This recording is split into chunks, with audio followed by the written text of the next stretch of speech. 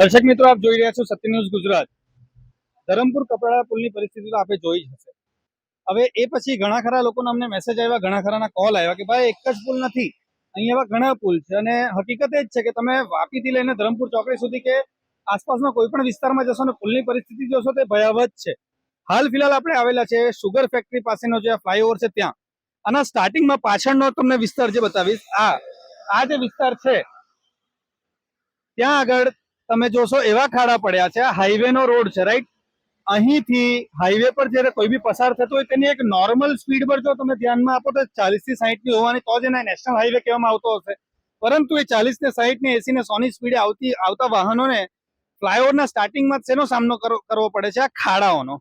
આ જે ખાડાઓ છે એટલા ભયાવહ છે કે જો કોઈ બાઇક ચાલક હોય અથવા તો કોઈ કાર ચાલક હોય તેને અહીં આવીને પોતાની સ્પીડ ડાયરેક્ટ 80% 70% ઘટાડી દેવી પડે. એ પરિસ્થિતિમાં કોઈ અકસ્માત થાય, કોઈને જાનહાનિ થાય, તેનો જવાબદાર કોણ? અને આ પરિસ્થિતિ આવતી કેમ હશે એ વિચારવા જેવી વાત છે. જો સારી ગુણવત્તાનું બાંધકામ થયું હોય તો 1, 2, 3 વરસાદ પડતા આ પરિસ્થિતિ થઈ જવી જોઈએ. અને આમાં જે મટીરિયલ વપરાયું, આમાં પ્રી મોન્સૂનનું બી જે લોકો કામ કરે તેમાં ફક્ત ને ફક્ત ઠીંગણા મારેલા હોય. ફ્લાયઓવર પર અમે જઈને આવ્યા, ઠીંગણાઓ મારેલા છે જ્યાં આગળ, ત્યાં પણ એવી પરિસ્થિતિ છે કે ઠીંગણાઓ ઉખડી રહ્યા છે.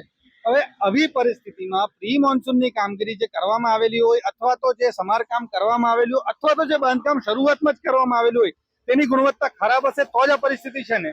અને આ એક જ પુલની વાત છે, તમે દરેક ફ્લાયઓવર પર જશો કંઈક ને કંઈક તમને આવું જોવા મળશે. વાત એટલી જ, તકેદારી જ્યારે બાંધકામમાં આવી રીતના ના રાખવામાં આવે, રોડ કન્સ્ટ્રક્શનમાં, ત્યારે જાનહાનિનો બનાવ બને તેની માટે જવાબદાર કોણ? અને બનાવ અવારનવાર બને જ છે ભાઈ, દર વર્ષે બને છે. ગયા વર્ષે પણ બન્યા હશે, આ વર્ષે પણ બન્યા છે ને આવતા વર્ષે પણ બનશે. આપણે નથી ઈચ્છતા કે બને, પરંતુ શું કરીએ, આ જ પરિસ્થિતિ છે. કોને કે કોણ સાંભળશે ને કોણ લાવશે નિરાકરણ, એ જ જોવાનું છે. જોઈ રહ્યા છો સત્ય ન્યૂઝ ગુજરાત, હું છું પ્રતિક પાંડે. જો તમે આ વિડીયો ફેસબુક પર જોઈ રહ્યા છો તો લાઈક અને ફોલો કરો, અને યુટ્યુબ પર જોઈ રહ્યા છો તો અમારી ચેનલને સબસ્ક્રાઇબ કરો. સત્તરે.com, આઝાદી સમાચારોની.